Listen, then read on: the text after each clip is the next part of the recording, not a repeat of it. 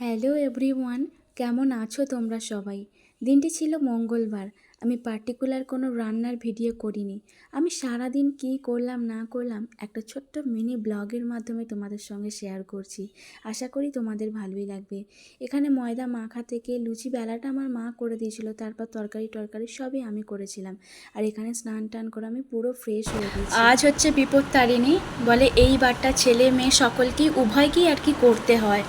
শোনা কথা, যেটা এই বারটা করলে নাকি আমরা সমস্ত রকম বিপদ থেকে মুক্ত থাকি।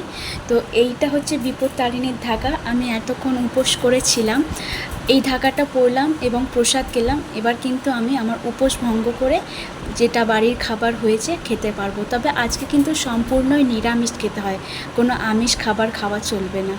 আমার এই ছোট্ট মিনি ব্লগটা তোমাদের কাছে কেমন লাগলো আমাকে কিন্তু অবশ্যই কমেন্ট করে জানিও, আর পাশে থেকো তোমরা।